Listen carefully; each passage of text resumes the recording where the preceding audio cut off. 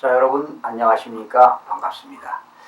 오늘 이 시간에는요, 민사집행법 판례를 학습하겠습니다. 오늘 강의할 내용은 제17강이 되겠고요.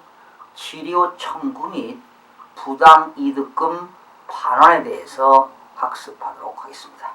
자, 오늘 강의는 제17강이 되겠습니다. 치료 청구 및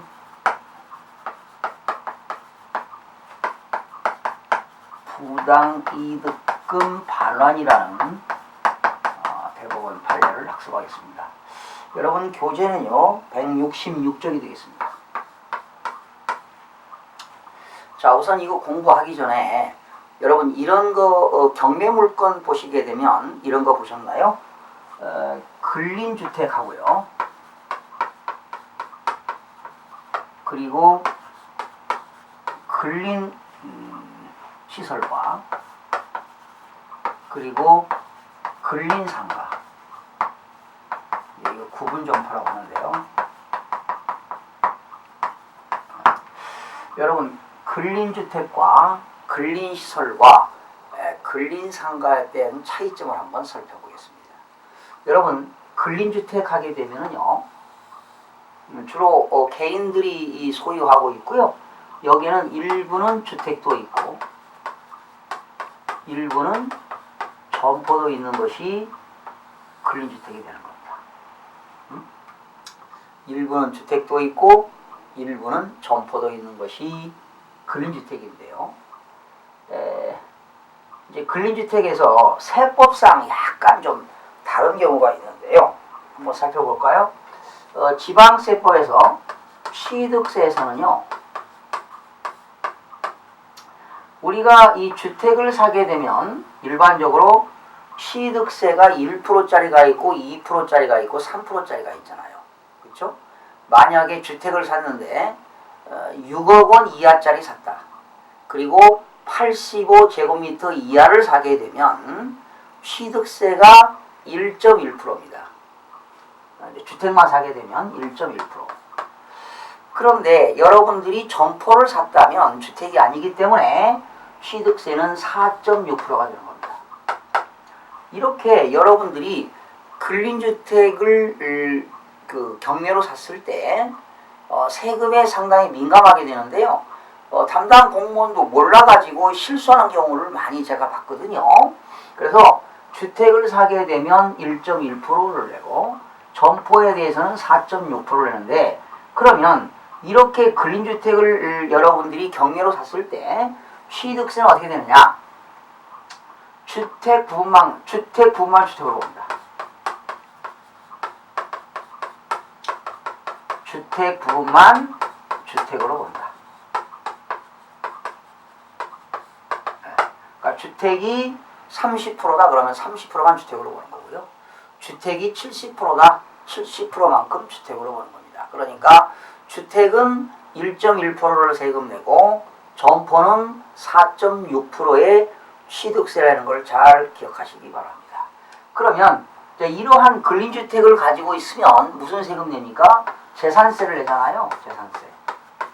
그러면 재산세는 어떻게 판단할 거냐? 이렇게 되는 겁니다. 주택면적이 50% 이상이면, 여러분 50% 이상이라는 것은 50%가 포함되는 거지요. 50% 이상이면 전부를 주택으로 봅니다. 전부를 주택으로 본다. 재산세에서는 여러분 재산세라는 거 뭡니까? 재산 가지고 있는 사람이 있는 게 재산세잖아요. 토지, 건축물, 주택, 선박, 항공기를 가지고 있는 사람이 있는 게 재산세가 되겠어요. 그 다음에 양도소득세는 어떻게 될까? 우리가 이런 걸 팔게 되면 양도소득세를 내잖아요.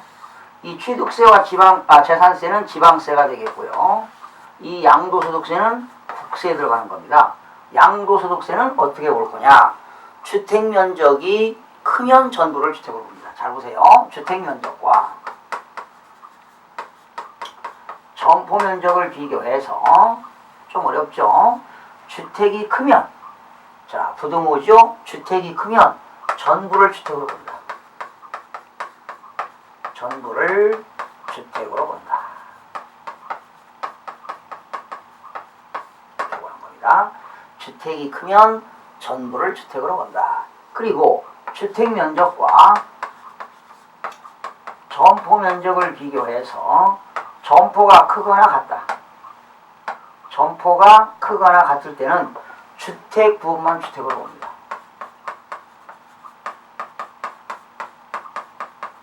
주택 부분만을 주택으로 본다. 주택 부분만을 주택으로 본다. 근데 우리가 양도소득세를 생각하지 않을 수가 없거든요. 우리가 주택이 크면 전부를 주택으로 보니까 근린주택을 샀을 때 사실은 주택이 큰 게 더 좋습니다. 만약에 여러분이 근린주택이 하나만 가지고 있다면 주택 면적이 크면 전부를 주택으로 보기 때문에 근린주택을 1세대 1주택을 2년 이상 보유하고 양도하게 되면 양도소득세를 비과세 받게 되는 거죠. 세금이 없다는 거죠. 그래서 아주 유리한 점이 있기 때문에 주택이 클 때 양도소득세 입장에서 본다면 주택이 큰 것이 더욱더 좋다는 겁니다. 주택 면적이 크면 전부를 주택으로 본다. 이런 것들이 이제 근린주택이 되겠어요. 그래서 근린주택은 이제 주로 개인들이 많이 갖고 있죠. 자, 아시겠어요? 지웁니다. 그 다음에 근린시설은 어떻게 될까요? 근린시설은 주로 이것도 개인들이 많이 소유하고 있죠. 하나의, 그러니까 건물 한 채라고 하는 거야, 한 채. 건물 한 채. 여러분, 단독주택 같은 것도 한 채라고 하잖아요. 한 채. 그러나 이제 큰 근린상가라든가 오피스텔이라든가 아파트 같은 그런 집합 건물은 일동, 한동, 일동이라는 말을 쓰는데요. 이건 한 채. 이건 일동이라는 말을 씁니다. 한동. 한동이라는 말을 쓰는데요. 근린시설은 뭐냐? 이거는 점포도 있고요. 사무실이 있는 거. 점포도 있고 사무실이 있는 것이 근린시설입니다.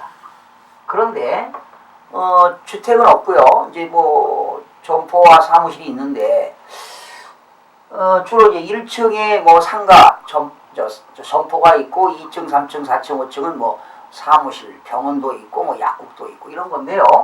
바로 여러분 근린시설은 한 채이기 때문에 소유자가 1인입니다. 그리고요. 주로 근린시설은요. 주로 건물의 연면적 합계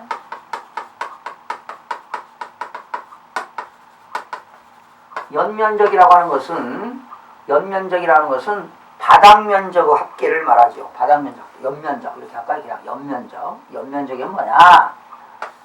연면적은 바닥면적, 1층 바닥면적, 2층 바닥면적, 3층, 4층, 5층 바닥면적의 합계를 연면적이라고 합니다. 바닥면적 합계. 바닥면적의 합계가 연면적인데 주로 연면적이 1000제곱미터 미만이 주로 많습니다. 미만. 응? 연면적이 1000제곱미터 미만인 게 주로 많습니다. 이게 이제 근린시설이죠. 그러나 연면적이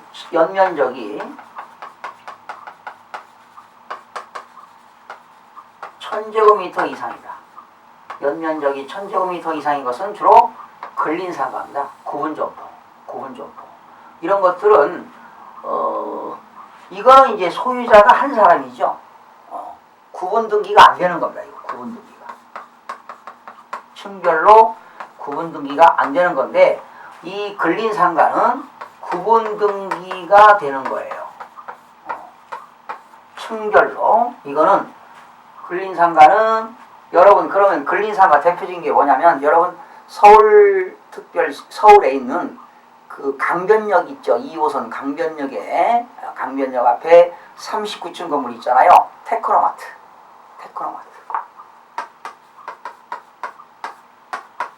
테크노마트가 39층 건물이거든요. 다 여기는 뭡니까? 거의 가게 점포하고요. 사무실이 다 있어요. 이렇게 점포하고 사무실이 있는데 이러한 것들이 근린상가예요. 구분점포. 구분점포라고 하는 것은 층별로 코스별로 등기가 되는 것. 그쵸? 그래서 이제 건물 표시번호가 있어요. 뭐 26층 201호, 26층 뭐 101호, 2호, 3호, 층별로 호수가 있잖아요. 아파트 같은 경우도 107동 107동 1101호, 뭐 1102호 이렇게 11층 1호, 11층 2호, 1103호는 11층 3호, 1104호는 11층 4호 이렇게 그 구분 등기가 되는 거죠. 층별로 호수별로 구분 등기되는 것을 우리는 이런 건물을 집합건물이라고 합니다. 집합건물, 근린상가 이런 것들을 한 동의 건물을 집합건물. 그래서 이 집합건물에 관련된 법이 집합건물의 소유 및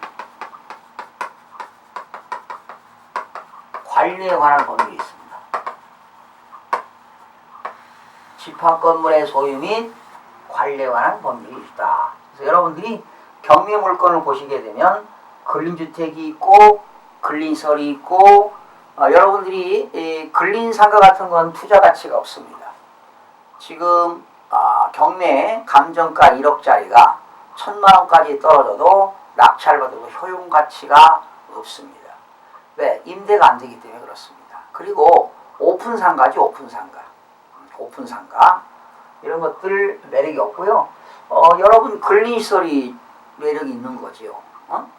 여러분들이 또 근린주택 같은 것도 근린주택이나 근린상가 근린시설 이런 경우는 여러분들이 6층에다 용도 변경해서 주거용으로 살면서 엘리베이터도 있고요. 여러분이 그 건물을 관리하면서 또 임대를 하게 되면 상당한 수익을 창출할 수 있는 것이 바로 근린시설입니다. 근린시설. 그래서 여러분 경매물건 잘 보시면 근린시설, 돈 되는 물건들이 상당히 많습니다. 이 시간에는 이 지료청구죠. 지료청구.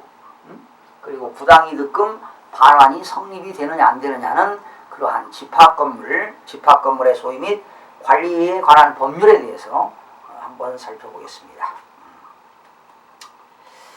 자, 여러분 166쪽인데요. 자, 이제 지웁니다. 오늘은 이 집합건물입니다. 근린상가라든가 아파트 이런 집합건물에 대해서 학습하는 시간을 갖도록 하겠습니다.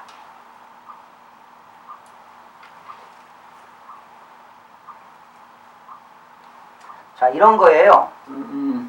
자, 여기 건축자가 있습니다. 건물을 지은 건축자가 있는데 이 건축자는 역시 집합건물이죠. 대지 소유권을 가지고 있습니다. 땅에 대한 소유권, 건축자가. 그리고 이 건축자는 무슨 건물을 졌느냐? 집합건물을 졌습니다. 집합건물을 신축했죠. 건축자가 자기 땅 대지 소유권을 가지고 있는 건축자가 건물을 신축했는데요. 이게 집합건물이라고 해요. 뭐 근린상가라든가 또 아파트라고 가정해 봅시다. 그런데 이때 이제 건축자가 분양을 했겠죠. 그죠? 분양을 했는데 여기서 매수인이 생겼어요. 매수인이 이 건축자로부터 뭐 구분 상가가 되었던 또 아파트가 되었던 샀는데 매수인이 뭘 샀느냐? 전유 부분만 매수했습니다. 전유 부분을 매수했다. 혹시 처음 듣는 사람 계시는지 모르겠는데 이 전유 부분과 공용 부분 있잖아요. 공용 부분은 뭐 복도라든가 계단, 층계 뭐 이런 것들이 이제 공용 부분이고요. 전유 부분이라고 하는 것은 여러분들이 이 구분상가, 근린상가를 샀을 때 만약에 제가 7층 701호를 샀다면 그 7층 701호를 건물을 사용할 수 있는 그 부분이 전유 부분입니다. 그러니까 공동주택 아파트를 본다면 현관문 열고 들어가서 주거 공간으로 사용되는 그 부분이 전유 부분이 되겠습니다. 그러니까 전유 부분이라고 하는 것은 구분 소유권의 목적인 건물 부분, 구분 소유권의 목적이 되는 건물 부분. 이 말은 여러분이 현관문 열고 들어가면 주거 공간으로 사용되는 부분, 나만 쓸 수 있는 부분이 전유 부분이고요. 그리고 공유자들이 공동으로 사용하는 부분이 공유 부분이 되겠습니다. 층계라든가 복도라든가 계단 같은 것이 되겠습니다. 그래서 이때 매수인이 전유 부분을 매수하고 이 전유 부분에 대해서 소유권 이전 등기를 마쳤어요.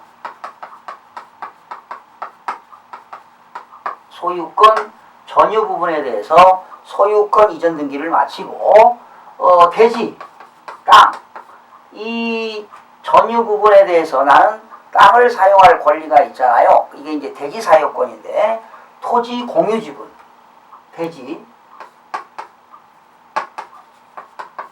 토지 공유 지분에 대해서는 등기를 하지 않았습니다.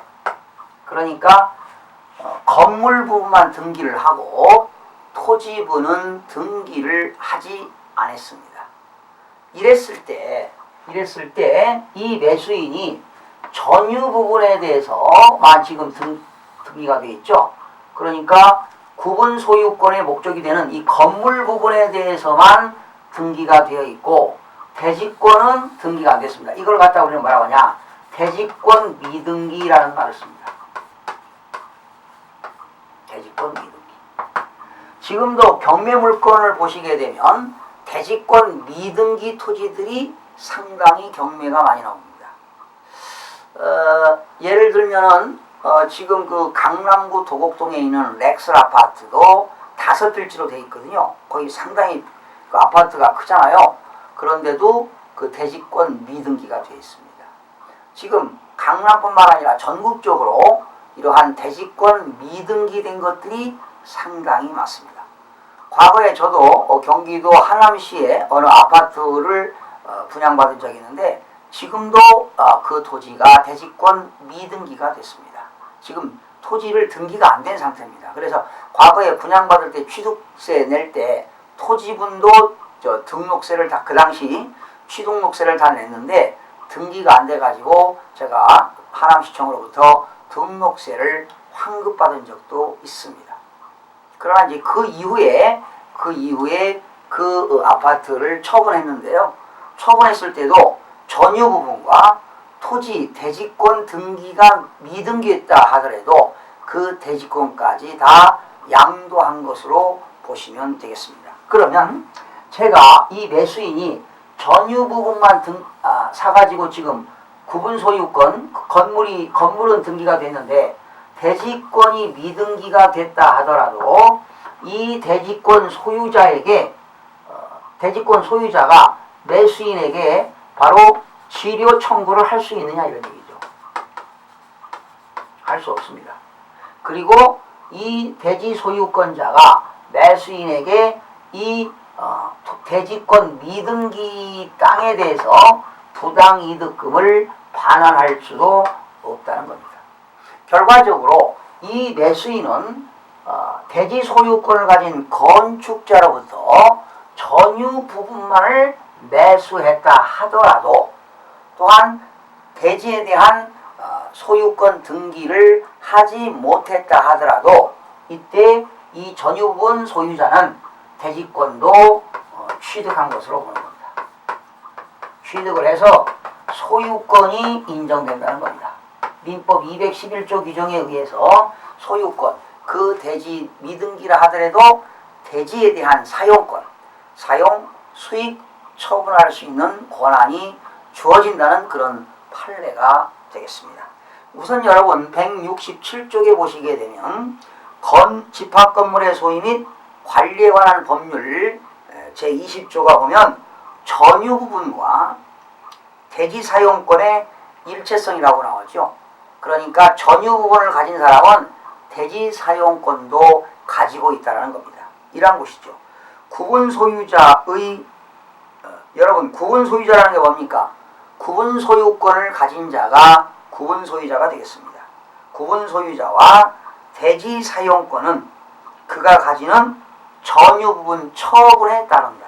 그러니까 이 매수인이 전유 부분을 처분하게 되면 대지권 미등기라 하더라도 대지 사용권 같이 처분한 것으로 본다. 바로 일체성이 되겠습니다. 2항 구분 소유자는 그가 가지는 전유 부분과 분리하여 대지 사용권을 처분할 수 없다. 이 전유 부분과 대지 사용권을 이 대지 미등기라 하더라도 이 대지 사용권하고요. 그리고 전유 부분을 분리해서 처분은 할 수가 없다는 겁니다. 그러니까 대지 사용권만을 처분이 안 된다는 겁니다. 처분할 수 없다는 것이죠. 그러나 다만 규약으로서 달리 정하는 경우는 그러하지 아니하다. 어떤 정관이라든가 어떤 규약에 의해서 이렇게 정해질 때는 대지 사용권을 처분할 수도 있다는 것입니다. 자, 그러면요, 이게 이제 집합 건물의 소유 및 관리 등에 관한, 그리고 이 대지 공유자들 있죠, 이 땅. 이 대지 공유자. 이 집합 건물, 전유 부분에 대한 그 대지 공유자들은요, 이 대지 공유자들은 민법에서 나오는 공유물 분할 청구가 금지됩니다. 공유물 분할 청구가 금지된다는 것. 봐주시기 바랍니다. 공유물 분할 청구가 금지된다는 것. 이렇게 참고총을 한번 읽어보시고요. 또 민사집행법에 대한 91조 인수주의와 잉여주의 선택이 나와 있죠. 여러분 말소기준 권리가 뭐지요? 압류, 감류, 저당, 근저당, 담보가등기, 강제경매, 개시결정, 기입등기인데요. 그런 것들이 앞에 있는 것은 인수, 뒤에 있는 것은 말소가 되겠습니다. 만약에 압류 앞에 뭐가 있다면 지상권, 지역권, 전세권이 있다면 어떻게 될까요? 인수해야 되겠고, 가압류 뒤에 뭐가 있다면 지상권, 지역권, 전세권이 있다면 당연히 말소기준 권리 뒤에 있으니까 소멸이 되겠습니다. 자, 166조 판시사항을 살펴보겠습니다. 대지 소유권을 가진 집합건물의 건축자로부터 전유 부분을 매수하여 그에 관한 소유권 이전 등기를 마친 매수인이 전유 부분의 대지 사용권에 해당하는 토지 공유 지분에 관한 이전 등기를 마치지 아니한 경우 토지 공유 지분에 대한 소유권을 취득하는지. 그렇죠. 이 건물의 전유 부분을 취득한 사람이 그 대지 미등기에 대해서 토지 등기를 마치지 아니할 때 토지 공유 지분에 대한 소유권 취득을 하는지. 당연히 소유권 취득이 인정이 됩니다. 전유 부분에 관하여 설정된 저당권에 기한 경매 절차에서, 그러면 제가 말이죠, 이 전유 부분에 대해서 근저당을 설정했어요. 그래서 경매 절차에서 전유 부분을 매수한 매수인이, 자, 내가 이거 전유 부분에 대한 근저당권을 설정했는데 이것이 의무경매가 진행돼 가지고 전유 부분에 대해서 그 낙찰받은 매수인이 토지 공유 지분에 대한 소유권을 함께 취득하는지. 당연히 취득할 수 있습니다. 대지 사용권의 성립 이전에 대지에 관하여 설정된 저당권이 토지 공유 지분 범위 내에서 전유 부분 매각으로 소멸하는지. 여러분, 이 대지 소유권자가 이 대지에 대해서 저당권을 설정했습니다. 저당권 설정했는데 이때 매수인이 전유 부분에 대해서 저당권을 설정해가지고 경매로 매수인이 낙찰받으면 이 대지 소유권 저당권도 당연히 매각으로 소멸된다는 것을 알아두시면 되겠습니다. 자, 그리고 판결 요지 그 1항, 2항 쭉 나와 있는데요. 똑같은 내용입니다.